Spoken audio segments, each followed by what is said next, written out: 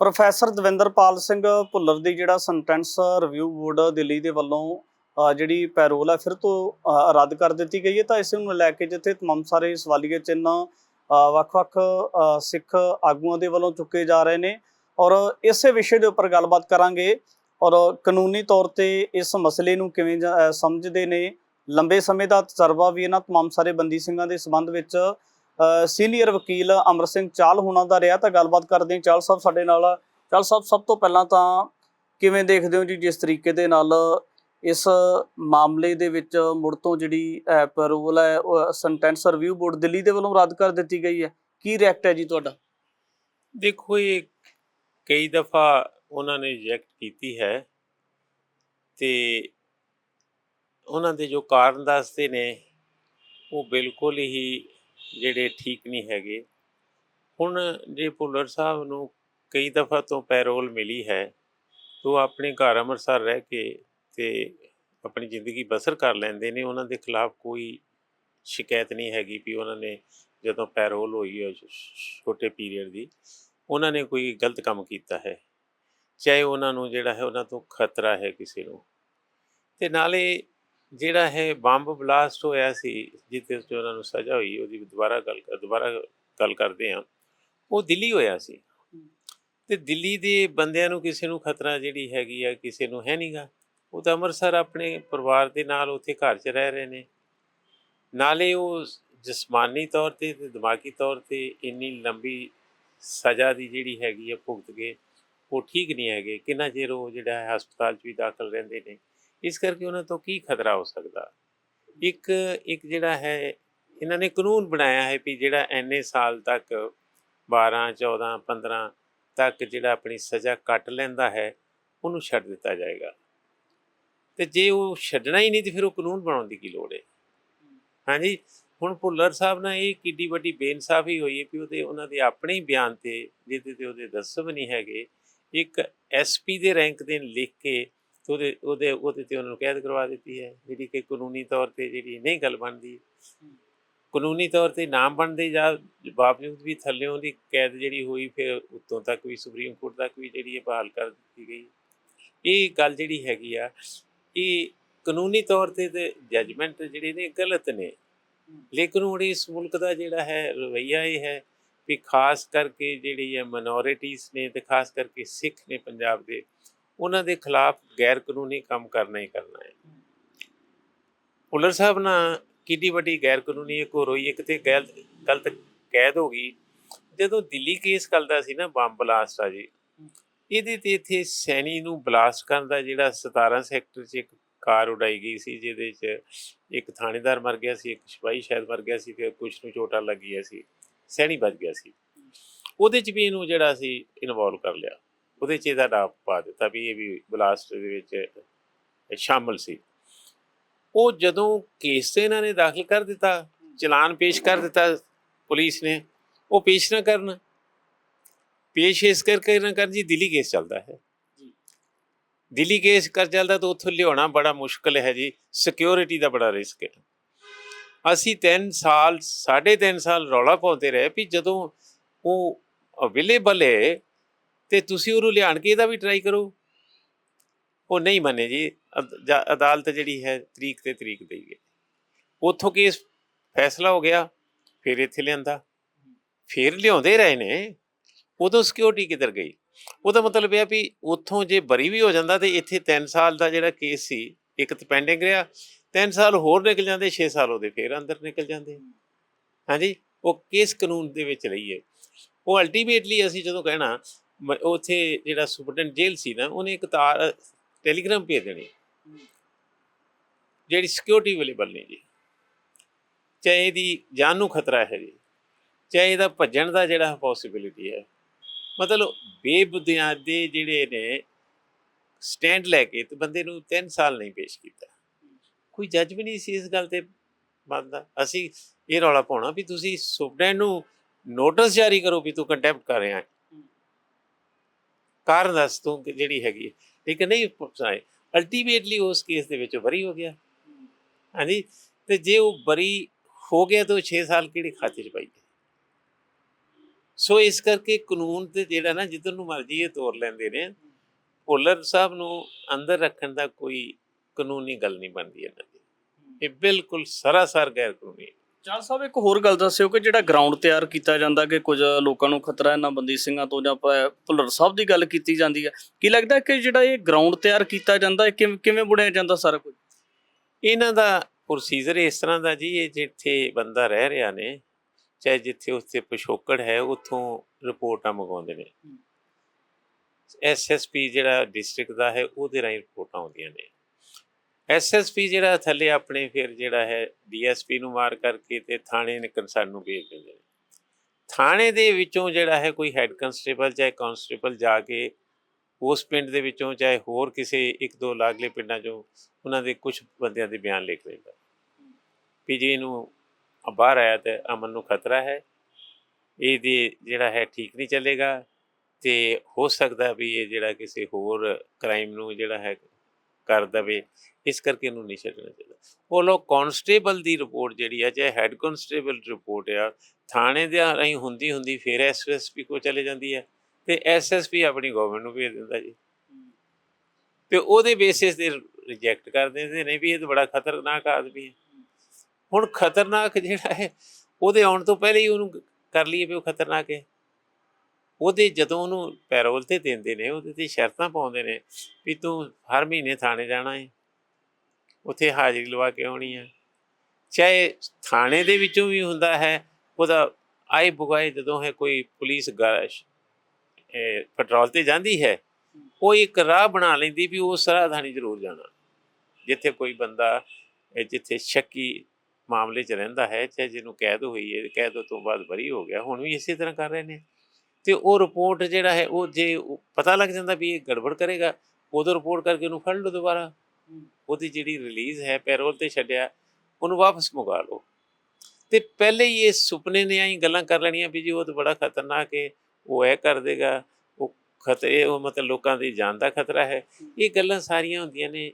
ਇੱਕ ਕਾਂਸਟੇਬਲ ਦੇ ਲੈਵਲ ਦਾ ਆਦਮੀ ਜਿਹੜਾ ਹੈ ਉਹਨਾਂ ਬੰਦਿਆਂ ਦੇ ਬਿਆਨ ਲਿਖਦਾ ਜਿਹੜੇ ਆਲਰੇਡੀ ਪੁਲਿਸ ਦੇ ਜਿਹੜੇ ਹੈ ਨਾਲ ਉਹਨਾਂ ਦੀ ਸੰਪਰਕ ਹੁੰਦਾ, ਟਾਊਟ ਕਹਿ ਲਓ, ਇਨਫੋਰਮਰ ਕਹਿ ਲਓ, ਮੁਖਬਰ ਜਿਹਨੂੰ ਕਹਿੰਦੇ ਆ, ਉਹ ਰਿਪੋਰਟ ਕਰਵਾ ਕੇ ਲਿਆਉਂਦੇ। ਉਹਨਾਂ ਕੋਈ ਸਚਨ ਸ਼ਾਇਦ ਹੀ ਇਸ ਤਰ੍ਹਾਂ ਦਾ ਚੰਗਾ ਹੋਏਗਾ ਵੀ ਦੱਸ ਬਈ ਤੂੰ ਮੇਰੇ ਦਸਤਖਤ ਕਰਾਉਣੇ ਆ ਤੇ ਕੀ ਤੂੰ ਲਿਖਣਾ, ਮੈਂ ਆਪਣੇ ਹੱਥ ਨਾਲ ਹੀ ਲਿਖ ਦੇਣਾ। ਹਾਂਜੀ, ਇਸ ਤਰ੍ਹਾਂ ਦਾ ਸ਼ਾਇਦ ਹੀ ਕੋਈ ਬੰਦਾ ਹੋਵੇ, ਕਿਉਂਕਿ ਪੁਲਿਸ ਦਾ ਡੈਲ ਹੈ, ਚਾਹੇ ਪੁਲਿਸ ਦੀ ਜਿਹੜੀ ਹੈਗੀ ਆ ਇਹ ਉਹਨਾਂ ਦਾ ਖਤਰਨਾਕ ਕੰਮ ਹੈ ਜਿਹੜਾ, ਉਹਦੇ ਤੋਂ ਲੋਕ ਡਰਦੇ ਨੇ। ਅਤੇ ਇਸ ਕਰਕੇ ਉਹ ਝੂਠੀਆਂ ਰਿਪੋਰਟਾਂ ਦੇ ਆਧਾਰ 'ਤੇ ਝੂਠੀਆਂ ਰਿਪੋਰਟਾਂ ਦੇ ਆਦਮੀ ਜਿਹੜੇ ਨੇ ਕਿੱਥੇ 30-30 ਸਾਲ 32-32 ਸਾਲ ਅੰਦਰ ਰਹਿ ਰਹੇ ਨੇ। ਅਤੇ ਇਸ ਕਰਕੇ ਕਾਨੂੰਨ ਦੀ ਗੱਲ ਜਿਹੜੀ ਹੈ ਇਹ ਨਹੀਂ ਹੈਗੀ। ਹੁਣ ਇਹਦੇ 'ਚ ਹੋਰ ਤੁਹਾਨੂੰ ਗੱਲ ਦੱਸਦੇ ਹਾਂ ਵੀ ਬੇਅੰਤ ਸਿੰਘ ਮਰਡਰ ਦੇ ਕੇਸ ਦੇ ਵਿੱਚ ਇਹਨਾਂ ਨੂੰ ਸ਼ਮਸ਼ੇਰ ਸਿੰਘ ਹੋਇਆ ਚਾਹੇ ਗੁਰਮੀਤ ਸਿੰਘ ਹੋਇਆ, ਇਹਨਾਂ ਨੂੰ ਛੱਡਦੇ ਨਹੀਂ ਸੀ, ਪੈਰੋਲ ਨਹੀਂ ਸੀ ਦਿੰਦੇ। ਰਿਪੋਰਟ ਆ ਜਾਂਦੀ ਸੀ ਵੀ ਬੜੇ ਖਤਰਨਾਕ ਹੈ ਜੀ, ਉਹਨਾਂ ਨੇ ਕੁਦਰਤੀ ਗੱਲ ਰਿਜੈਕਟ ਕਰਨੀ ਆ। ਇੱਥੇ ਰੌਲਾ ਪੈ ਗਿਆ ਹੁਣ ਜਦੋਂ ਮੋਰਚਾ ਲੱਗ ਗਿਆ ਵੀ ਤੁਸੀਂ ਤੇ ਇੱਕ ਅਜੀਬ ਜਿਹਾ ਪ੍ਰੋਗਰਾਮ ਬਣਾਇਆ ਵੀ ਹਰ ਵੇਲੇ ਰਿਪੋਰਟ ਕਰਵਾ ਦਿੰਦੇ, ਗਲਤ ਜਿਹੜੀ ਹੈ ਉੱਥੇ ਬੜਾ ਖਤਰਾ ਹੈ, ਇਹ ਨਹੀਂ ਗੱਲ ਚੱਲੇਗੀ। ਉਹ ਉਹਨਾਂ ਨੇ ਜਿਹੜਾ ਹੈ ਦੁਬਾਰਾ SSP ਨੇ 2 ਦਿਨਾਂ ਦੇ ਵਿੱਚ ਰਿਪੋਰਟ ਠੀਕ ਕਰਵਾ ਦਿੱਤੀ। ਤੁਸੀਂ ਦੇਖੋ ਨਾ, ਜਿਹੜੀ ਰਿਪੋਰਟ 2 ਦਿਨ ਬੜੀ ਖਤਰਨਾਕ ਆਦਮੀ ਦੀ ਸੀ, ਉਹ 2 ਦਿਨਾਂ ਬਾਅਦ ਠੀਕ ਹੋ ਗਈ। ਇਹਦਾ ਮਤਲਬ ਜਿਹੜਾ ਥੱਲੇ ਦੇ ਸਟਾਫ ਹੈਗਾ ਨਾ, ਹੁਣ ਜਿਹੜਾ ਥਾਣੇ ਦੇ ਲੈਵਲ 'ਤੇ ਸਟਾਫ ਹੈ ਅਤੇ ਇੱਕ ਕਾਂਸਟੇਬਲ ਜਾਂ ਹੈੱਡ ਕਾਂਸਟੇਬਲ, ਉਹਦੀ ਜੋ ਜ਼ਿੰਦਗੀ ਦੇ ਵਿੱਚ ਰੁਤਬਾ ਹੈ, ਚਾਹੇ ਜਿਸ ਤਰ੍ਹਾਂ ਉਹਨਾਂ ਦੀ ਕੰਮਕਾਰ ਹੈ ਜਾਂ ਜਿਸ ਤਰ੍ਹਾਂ ਦੀ ਉਹਨਾਂ ਦੀ ਸੋਚਣੀ ਹੈ, ਉਹ ਸਮਾਜ ਦੇ ਵਿੱਚ ਬੜੀ ਚੰਗੀ ਤਰ੍ਹਾਂ ਸਾਡੇ ਕੋਲ ਹੈਗਾ। ਅਤੇ ਲੇਕਿਨ ਉਹਨੂੰ ਮਾਨਤਾ ਇਸ ਕਰਕੇ ਮਿਲ ਦਿੰਦੀ ਵੀ ਉਹ ਸਰਕਾਰੀ ਆਦਮੀ ਹੈ ਜੀ। ਸਰਕਾਰੀ ਆਦਮੀ ਨੂੰ ਕੀ ਲੋੜ ਸੀ ਝੂਠੀ ਰਿਪੋਰਟ ਕਰਨ ਦੀ, ਚਾਹੇ ਗਲਤ ਰਿਪੋਰਟ ਕਰਨ ਦੀ। ਹਾਂਜੀ, ਅਤੇ ਫਿਰ ਰੱਬ ਤੁਹਾਡਾ ਭਲਾ ਕਰੇ, ਜਿਹੜਾ ਹੈ ਉਹਦੇ ਅਫਸਰਾਂ ਨੇ ਅਤੇ ਉਹਨੂੰ ਕਿਹਾ ਠੀਕ ਹੈ। ਹੁਣ ਅਫਸਰਾਂ ਨੂੰ ਕਿੱਦਾਂ ਆਪਾਂ ਮੰਨੀਏ ਵੀ ਇਹ ਗਲਤ ਹੋ ਕੇ ਆਇਆ। ਸੋ ਇਸ ਤਰ੍ਹਾਂ ਦਾ ਇੱਕ ਸਿਸਟਮ ਜਿਹਾ ਬਣਿਆ ਜਿਹੜਾ ਝੂਠ ਦੇ ਉੱਤੇ ਤੁਰਿਆ ਫਿਰਦਾ। ਚਾਲ ਸਾਹਿਬ, ਇੱਕ ਸਿਆਸੀ ਸਵਾਲ ਹੈ ਕਿ ਜਦੋਂ ਕੇਜਰੀਵਾਲ ਦੀ ਸਰਕਾਰ ਸੀ ਉਸ ਵੇਲੇ ਭਾਜਪਾ ਦੇ ਵੱਲੋਂ ਵਿਰੋਧ ਕੀਤਾ ਜਾਂਦਾ ਸੀ, ਜਦੋਂ ਭਾਈ ਸਾਹਿਬ ਦੀ ਪੈਰੋਲ ਰੱਦ ਹੋਈ ਸੀ। ਹੁਣ ਭਾਜਪਾ ਦੀ ਹੈ ਤਾਂ ਹੁਣ ਅਕਾਲੀ ਦਲ ਦੇ ਵੱਲੋਂ ਵਿਰੋਧ ਕੀਤਾ ਜਾ ਰਿਹਾ ਕਿ ਜਾਣ ਬੁੱਝ ਕੇ ਸਿੰਘਾਂ ਦੇ ਨਾਲ ਵਧੀਕੀ ਕੀਤੀ ਜਾ ਰਹੀ ਹੈ। ਇਸ ਚੀਜ਼ ਨੂੰ ਕੀ ਮਿਥਿਆ ਜਾਵੇ? ਦੇਖੋ ਕੋਈ ਵੀ ਸ਼ਕਲ ਆ ਜੇ ਇਹਨਾਂ ਦੀ, ਭਾਵੇਂ ਬੀਜੇਪੀ ਆ ਜੇ, ਭਾਵੇਂ ਤੁਹਾਡਾ ਰੱਬ ਭਲਾ ਕਰੇ ਆਮ ਆਦਮੀ ਪਾਰਟੀ ਆ ਜੇ, ਇਹਨਾਂ ਸ਼੍ਰੋਮਣੀ ਅਕਾਲੀ ਦਲ ਬਾਦਲ ਦਾ ਵੀ ਨਾਂ ਲਓ ਤਾਂ ਵੀ ਇਹ ਬਰਾਬਰ ਨੇ, ਇਹਨਾਂ 'ਚ ਕੋਈ ਫਰਕ ਨਹੀਂ ਹੈਗਾ। ਉੱਤੋਂ ਇਹ ਹੋਰ ਤਰ੍ਹਾਂ ਦੇ ਨੇ, ਵਿੱਚੋਂ ਹੋਰ ਤਰ੍ਹਾਂ ਦੇ। ਹੁਣ ਆਪਾਂ ਪਹਿਲੇ ਸ਼੍ਰੋਮਣੀ ਅਕਾਲੀ ਦਲ ਦੀ ਗੱਲ ਕਰ ਲਈ ਹੈ। ਸ਼੍ਰੋਮਣੀ ਅਕਾਲੀ ਦਲ ਨੇ ਜਦੋਂ ਤੋਂ 2015 ਤੋਂ ਮੋਰਚੇ ਲੱਗਦੇ ਰਹੇ ਨੇ, ਕਿਹੜੇ ਮੋਰਚੇ 'ਚ ਜਾਣ ਕੇ ਸੰਪਰਕ ਕੀਤਾ ਹੈ, ਕਿਹੜੇ ਮੋਰਚੇ 'ਚ ਜਾਣ ਕੇ ਗੱਲ ਕਹੀਏ ਬੰਦੇ ਛੱਡੋ, ਕਦੀ ਕਦੀ ਆਏ ਗੁਆਏ ਕੋਈ ਬਿਆਨ ਆ ਜਾਂਦਾ। ਤੇ ਹੁਣ ਵੀ ਸ਼੍ਰੋਮਣੀ ਗੁਰਦੁਆਰਾ ਪ੍ਰਬੰਧਕ ਕਮੇਟੀ ਵੱਲੋਂ ਕਦੀ ਕਦੀ ਜਿਹੜਾ ਹੈ ਇਹ ਗੱਲ ਜਿਹੜੀ ਚੁੱਕੀ ਜਾਂਦੀ ਹੈ ਵੀ ਚਾਹੇ ਜੀ 29 ਲੱਖ ਦਸਤਖਤ ਕਰਾ ਲਏ ਨੇ ਜੀ, ਹਾਂਜੀ, ਚਾਹੇ ਫਲਾਣੇ ਥਾਂ ਜਿਹੜਾ ਕੋਈ ਡੈਪੂਟੇਸ਼ਨ ਮਿਲ ਗਿਆ ਜੀ, ਚਾਹੇ ਅਸੀਂ ਜਿਹੜਾ ਹੈ ਗਵਰਨਰ ਨੂੰ ਮਿਲਣਾ ਚਾਹੁੰਦੇ ਹਾਂ, ਚਾਹੇ ਹੋਮ ਮਿਨਿਸਟਰ ਕੋਲ ਟਾਈਮ ਲੈਣਾ ਚਾਹੁੰਦੇ ਉਹ ਦਿੰਦੇ ਨਹੀਂ। ਇਹੋ ਸ਼੍ਰੋਮਣੀ ਗੁਰਦੁਆਰਾ ਪ੍ਰਬੰਧਕ ਤੇ ਇੱਕ ਧਾਰਮਿਕ ਅਦਾਰਾ ਹੈ। ਸ਼੍ਰੋਮਣੀ ਅਕਾਲੀ ਦਲ ਕਿੱਧਰ ਗਿਆ? ਸ਼੍ਰੋਮਣੀ ਅਕਾਲੀ ਦਲ ਪੋਲੀਟੀਕਲ ਆਦਮੀ ਹੈਗੀ ਸਾਡੀ ਪਾਰਟੀ, ਉਹਨਾਂ ਨੇ ਤਾਂ ਕਦੀ ਇਹ ਗੱਲ ਕਹੀ ਨਹੀਂ। ਉਹਨਾਂ ਨੇ ਇਹ ਨਹੀਂ ਕਿਹਾ ਵੀ ਅਸੀਂ ਧਰਨਾ, ਬਾਕੀ ਸਾਰੀਆਂ ਗੱਲਾਂ ਦੇ ਧਰਨੇ ਵੀ ਲਾਉਂਦੇ ਨੇ, ਸੜਕਾਂ ਵੀ ਰੋਕਦੇ ਨੇ, ਰੇਲਾਂ ਵੀ ਰੋਕਦੇ ਨੇ, ਹੋਰ ਵੀ ਕਈ ਤਰ੍ਹਾਂ ਦੇ ਮੁਜ਼ਾਹਰੇ ਕਰਦੇ ਨੇ, ਪਰ ਬੰਦੀ ਸਿੰਘਾਂ ਲਈ ਤਾਂ ਇਹਨਾਂ ਕੁਛ ਨਹੀਂ ਕੀਤਾ। ਹਾਂਜੀ, ਇਹ ਹੁਣ ਇਸ ਕਰਕੇ ਇਹ ਸ਼ਰਮੋ ਸ਼ਰਮੀ ਗੱਲ ਕਰ ਦਿੰਦੇ ਨੇ, ਕਿਉਂਕਿ ਸਾਰੇ ਦੇ ਸਾਰਾ ਪੰਜਾਬ ਇਸ ਗੱਲ 'ਤੇ ਬੇਜੇਦ ਹੋ ਗਿਆ ਵੀ ਤੁਸੀਂ ਬੰਦੇ ਸਾਡੇ ਗਲਤ ਅੰਦਰ ਰੱਖੇ ਨੇ, ਇਹਨਾਂ ਦੀ ਸਜ਼ਾ ਭੋਗੀ ਗਈ ਹੈ, ਤੁਸੀਂ ਛੱਡਦੇ ਕਿਉਂ ਨਹੀਂ? ਪੰਜਾਬ ਦੇ ਵਿੱਚੋਂ ਨੈਸ਼ਨਲ ਲੈਵਲ 'ਤੇ ਵੀ ਕੋਈ ਗੱਲਾਂ ਹੋ ਰਹੀਆਂ, ਇੰਟਰਨੈਸ਼ਨਲ ਲੈਵਲ 'ਤੇ ਸਾਰੇ ਕੰਟਰੀ 'ਚ ਰੌਲਾ ਪਿਆ ਹੈ। ਉੱਥੇ ਜਿਹੜਾ ਮੁਜ਼ਾਹਰੇ ਵੀ ਹੁੰਦੇ ਨੇ ਵੀ ਤੁਸੀਂ ਛੱਡਦੇ ਨਹੀਂ ਹੈਗੇ, ਕੋਈ ਜਵਾਬ ਨਹੀਂ ਹੈਗਾ ਇਹਨਾਂ ਕੋਲ। ਸਿਰਫ ਇੱਕੋ ਹੀ ਜਵਾਬ ਆ ਵੀ ਨਹੀਂ ਜੀ ਉਹ ਅੱਤਵਾਦੀ ਹੈ, ਵੱਖਵਾਦੀ ਹੈ, ਉਹਨਾਂ ਦੀ ਇਹ ਗੱਲ ਹੈ, ਇਸ ਕਰਕੇ ਉਹਨਾਂ ਨੂੰ ਨਹੀਂ ਛੱਡਣਾ। ਹੁਣ ਇਹਦੇ 'ਚ ਸਰਕਾਰ ਦੀ ਜਿਹੜੀ ਹੈਗੀ ਆ, ਜਿਹੜਾ ਹੈ ਜੇ ਨਹੀਂ ਛੱਡਣ ਦੀ ਨਾ ਕਰਦੀ ਹੈ ਤਾਂ ਇਹਦਾ ਕੋਈ ਕਾਨੂੰਨੀ ਚਾਰਾ ਵੀ ਨਹੀਂ ਹੈਗਾ। ਕਾਨੂੰਨੀ ਚਾਰਾ ਵੇਖ ਹੀ ਲਿਆ ਹੈ ਵੀ ਜੇ ਸੁਪਰੀਮ ਕੋਰਟ ਚਾਹੇ ਹਾਈ ਕੋਰਟ 'ਚ ਜਾਂਦੇ ਆ ਲੋਕ, ਉੱਥੋਂ ਕੀ ਮਿਲਦਾ ਹੈ? ਤੁਸੀਂ ਇਹਦਾ ਫੈਸਲਾ ਕਰੋ ਜੀ, ਛੱਡਣੇ ਕਿਉਂ ਨਹੀਂ? ਫੈਸਲਾ ਕਰੋ ਜੀ, ਸਾਲਾਂ ਬਾਅਦ ਹੀ ਫੈਸਲੇ ਕਰਾਉਣ ਦੀਆਂ ਤਰੀਕਾਂ ਮਿਲਦੀਆਂ ਜਾਂਦੀਆਂ। ਅਲਟੀਮੇਟਲੀ ਫਿਰ ਡਿਸਮਿਸ ਕਰ ਦਿੱਤੀ ਜਾਂਦੀ ਵੀ ਇਹ ਜੀ ਸਰਕਾਰ ਦਾ ਕੰਮ ਹੈ। ਸਰਕਾਰ ਦਾ ਕੰਮ ਇਹ ਵੀ ਹੈਗਾ ਵੀ ਕਾਨੂੰਨ ਨੂੰ ਠੀਕ ਵਰਤੋਂ 'ਚ ਕਰੇ, ਅਤੇ ਇਸ ਕਰਕੇ ਅਦਾਲਤਾਂ ਦੇ ਵਿੱਚ ਜਾਣਾ ਕਿਹੜਾ ਸੌਖਾ ਹੈ। ਹੁਣ ਬਿਲਕੁਲ ਸਧਾਰਨ ਘਰਾਂ ਦੇ ਵਿੱਚ ਦੇ ਬਹੁਤੇ ਆਦਮੀ ਹੁੰਦੇ ਨੇ, ਉਹ ਬੰਦੇ ਹੋਣ ਕਰਕੇ ਉਹਨਾਂ ਕੋਲ ਕਿੰਨਾ ਕੁ ਖਰਚਾ ਦਿੱਤਾ ਜਾ ਸਕਦਾ? ਸੁਪਰੀਮ ਕੋਰਟ ਦਾ ਖਰਚਾ, ਹਾਈ ਕੋਰਟ ਦਾ ਖਰਚਾ, ਥੱਲੇ ਦੀਆਂ ਕੋਰਟਾਂ ਦਾ ਜਿਹੜਾ ਖਰਚਾ ਹੈ ਉਹ ਕਿੱਥੋਂ ਕਰੂਗਾ? ਇੱਥੇ ਕਾਨੂੰਨੀ ਤੌਰ 'ਤੇ ਇਸ ਤਰ੍ਹਾਂ ਦੀ ਗੱਲ ਹੈ। ਹੁਣ ਫਿਰ ਆਪਾਂ ਹਵਾਰੇ ਵੱਲ ਆ ਜਾਈਏ। ਹਵਾਰੇ ਦੀ ਕੀ ਗੱਲ ਹੈ ਵੀ ਉਹਨੂੰ ਦਿੱਲੀ ਉਹਨਾਂ ਕੋਲ ਉਹਦੇ ਕੇਸ ਸਾਰੇ ਮੁੱਕ ਗਏ ਨੇ, ਦਿੱਲੀ ਮੁੱਕ ਗਏ ਨੇ ਤਾਂ ਉਹਨੂੰ ਦਿੱਲੀ ਰੱਖਿਆ ਹੀ ਨਹੀਂ ਸਕਦਾ, ਕਾਨੂੰਨ ਨਹੀਂ ਮਾਨਤਾ ਦਿੰਦਾ। ਕਾਨੂੰਨ ਇਹ ਕਹਿੰਦਾ ਵੀ ਉਹਦਾ ਜਿੱਥੇ ਡਿਸਟ੍ਰਿਕਟ, ਜਿਸ ਡਿਸਟ੍ਰਿਕਟ ਦੇ ਵਿੱਚ ਉਹਦਾ ਘਰ ਹੈ ਉਸ ਜੇਲ੍ਹ 'ਚ ਭੇਜਣਾ ਹੈ। ਹਾਂਜੀ, ਇਸ ਕੇਸ ਨੂੰ ਸੁਪਰੀਮ ਕੋਰਟ 'ਚ ਕਰਦਿਆਂ ਕਿੰਨੀ ਦੇਰ ਲੱਗ ਗਈ ਹੈ? ਸਾਲਾਂ ਬੱਧੀ ਨਿਕਲ ਗਏ। ਸੁਪਰੀਮ ਕੋਰਟ ਕੀ ਕਹੀ ਜਾਂਦੀ ਹੈ ਜੀ, ਕਰੋ ਜੀ ਇਹਦਾ ਫੈਸਲਾ, ਦੱਸੋ ਕੀ ਮੁਸ਼ਕਿਲ ਹੈ ਜੀ? ਜੇ ਮੁਸ਼ਕਿਲ ਤਾਂ ਕੀ ਆ, ਕਦੀ ਗੌਰਮੈਂਟ ਆਫ ਇੰਡੀਆ ਨੂੰ ਪੁੱਛ ਲੈਂਦੀ ਹੈ, ਕਦੀ ਪੰਜਾਬ ਗੌਰਮੈਂਟ ਨੂੰ ਪੁੱਛ ਲੈਂਦੀ ਆ। ਉਹਨਾਂ ਦਾ ਜਿਹੜਾ ਹਾਂ ਪੱਖੀ ਹੁੰਗਾਰਾ ਹੈ ਹੀ ਨਹੀਂ। ਹਾਂਜੀ, ਇਸ ਕਰਕੇ ਉਹ ਜਿਹੜੀਆਂ ਗੱਲਾਂ ਸਾਰੀਆਂ ਜਿਹੜੀਆਂ ਨੇ ਕਾਨੂੰਨੀ ਤੌਰ 'ਤੇ ਵੀ ਫੇਲ ਹੁੰਦੀਆਂ ਨੇ। ਇੱਕ ਸਾਡੇ ਜਿਹੜੇ ਰਾਜਨੀਤਿਕ ਆਗੂ ਨੇ ਉਹਨਾਂ ਦਾ ਕੀ ਚਾਲ ਚੱਲਣ ਕੀ ਹੈ, ਉਸ ਕਰੈਕਟਰ ਕੀ ਹੈ, ਕੰਡਕਟ ਉਹਨਾਂ ਦਾ ਜਿਹੜਾ ਹੈ, ਇੱਥੋਂ ਤੱਕ ਦਾ ਜਿਹੜਾ ਹੈ ਵੀ ਬੰਦੀ ਸਿੰਘਾਂ ਨੂੰ ਰਿਹਾਈ ਕਰਨੀ ਆ, ਉਹ ਸਮੇਂ ਦੇ ਨਾਲ ਬਦਲਦਾ ਰਹਿੰਦਾ। ਇਹੋ ਭਗਵੰਤ ਸਿੰਘ ਮਾਨ ਜਦੋਂ ਮੋਰਚਾ ਲੱਗਾ ਸੀ, ਇਹ ਜਾ ਕੇ ਉੱਥੇ ਬੰਦਿਆਂ ਨੂੰ ਜੱਫੀਆਂ ਪਾਉਂਦਾ ਹੁੰਦਾ ਸੀ ਵੀ ਜੀ ਅਸੀਂ ਕਿਤੇ ਪਾਵਰ 'ਚ ਆ ਗਏ ਅਤੇ ਅਸੀਂ ਬੰਦੇ ਇੱਕਦਮ ਛਡਾਵਾਂਗੇ। ਕਦੀ ਨਾਂ ਹੀ ਨਹੀਂ ਲਿਆ, ਕਦੀ ਨਾਂ ਲੈਣ ਦਾ ਮਤਲਬ ਹੀ ਨਹੀਂ ਹੋਇਆ। ਹੁਣ ਭੁੱਲਰ ਲਈ ਅਸੀਂ ਕੇਜਰੀਵਾਲ ਨੂੰ ਜਾਤੀ ਤੌਰ 'ਤੇ ਮਿਲ ਕੇ, ਅਸੀਂ ਜਦੋਂ ਮੁੱਖ ਮੰਤਰੀ ਹੁੰਦਾ ਸੀ ਉਹਦੇ ਘਰ ਗਏ, 10-15 ਆਦਮੀਆਂ ਦਾ ਡੈਪੂਟੇਸ਼ਨ ਲੈ ਕੇ, ਉੱਥੇ ਚਾਹ ਚੂਹ ਪਿਆ ਕੇ ਕੁਛ ਵੀ ਨਹੀਂ ਨਿਕਲਿਆ। ਕਰਦਾ ਵੇਖਾਂ ਜੀ, ਕਰਾਂਗੇ ਜੀ, ਹੋ ਜਾਏਗਾ ਜੀ।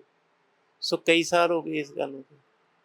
ਆਪ ਜੇ ਸਭ ਤੋਂ ਘਟੀਆ ਕਿਸਮ ਦੇ ਕੇਸ 'ਚ ਫਸਿਆ ਸੀ ਵੀ ਕਰਪਸ਼ਨ ਜਿਹੜੀ ਹੈ ਇਹ ਬੜੀ ਮਾੜੀ ਗਿਣੀ ਜਾਂਦੀ ਹੈ।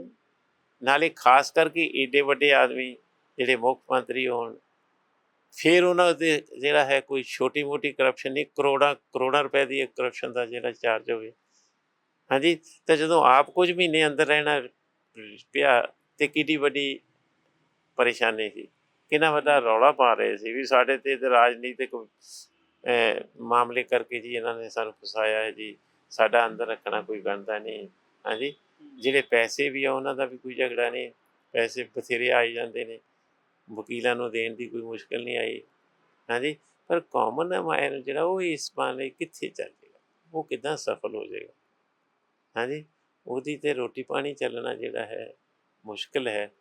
ਤੇ ਨਾਲੇ ਜਿਹੜੇ ਪਿਛਲਾ ਤਜਰਬਾ ਦੱਸਦਾ, ਹੁਣ ਇੰਨੀ ਦੇਰ ਤੋਂ ਇਹਨਾਂ ਕੇਸਾਂ ਦੇ ਨਾਲ ਅਸੀਂ ਚੱਲ ਰਹੇ ਹਾਂ, ਘਰਾਂ ਦੇ ਵਿੱਚ ਇੰਨੀ ਸਧਾਰਨਤਾ ਹੈ, ਚਾਹੇ ਇੰਨੀ ਉਹਨਾਂ ਦੀ ਜਿਹੜੀ ਹੈਗੀ ਆ ਪਿਛੋਕੜ ਠੀਕ ਨਹੀਂ ਹੈਗਾ ਵੀ ਉਹ ਕੇਸ ਲੜ ਹੀ ਨਹੀਂ ਸਕਦੇ।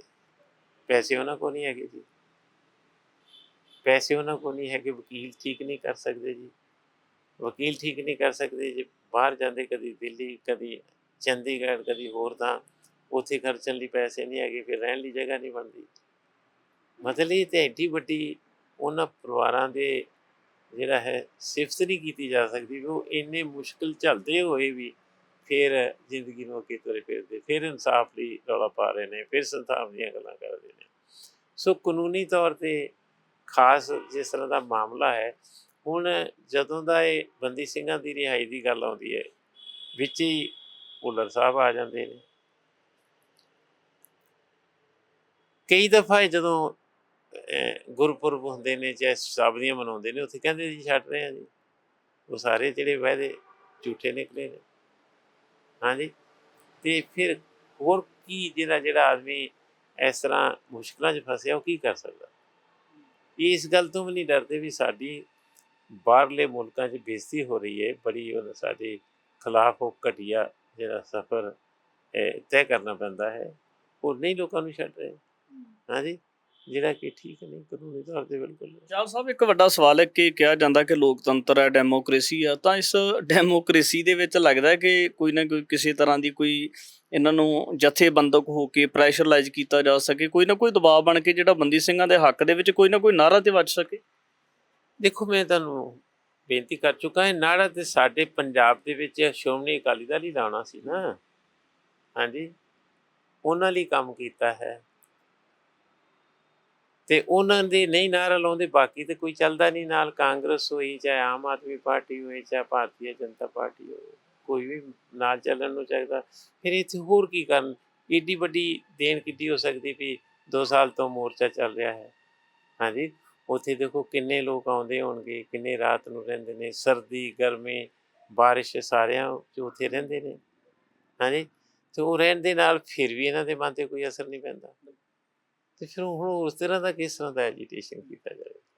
ਲੋਕਾਂ ਦੀ ਆਵਾਜ਼ ਜਿਹੜੀ ਹੈਗੀ ਆ ਉਹ ਸੁਣਨ ਨੂੰ ਤਿਆਰ ਨਹੀਂ ਹੈਗੇ।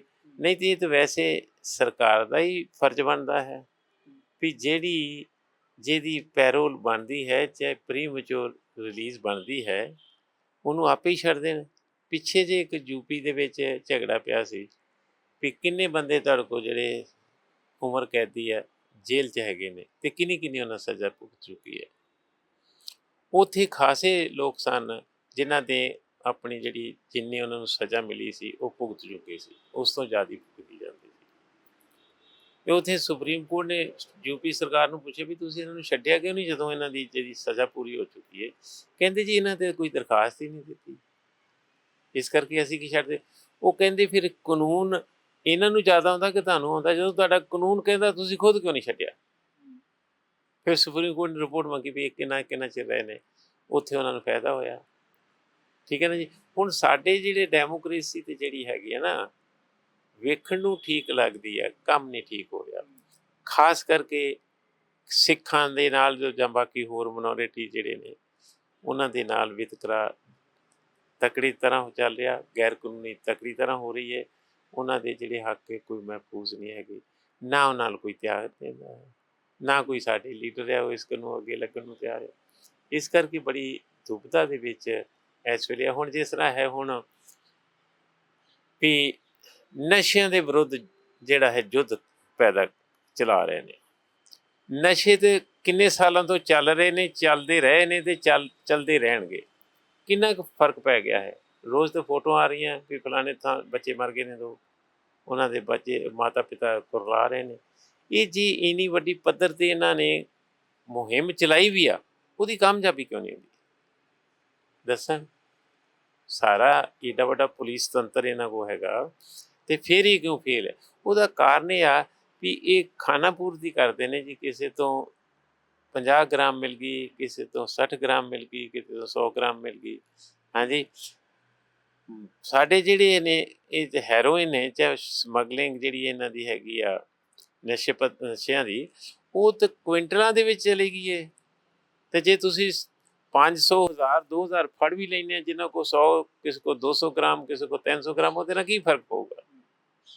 ਸੋ ਇਹ ਸਾਰੀ ਜਿਹੜੀ ਹੈ ਕਾਗਜ਼ੀ ਕਾਰਵਾਈ ਦੇ ਵਿੱਚ ਉਹਦਾ ਪ੍ਰਚਾਰ ਕਰਕੇ ਫਾਇਦਾ ਲੈਣਾ ਚਾਹੁੰਦੇ, ਜਿਹੜਾ ਕਿ ਲੋਕਾਂ ਦੇ ਮਨਾਂ 'ਚ ਨਹੀਂ ਇਸ ਗੱਲ ਨੂੰ ਮਾਨਤਾ ਮਿਲਦੀ, ਝੂਠੇ ਨੇ।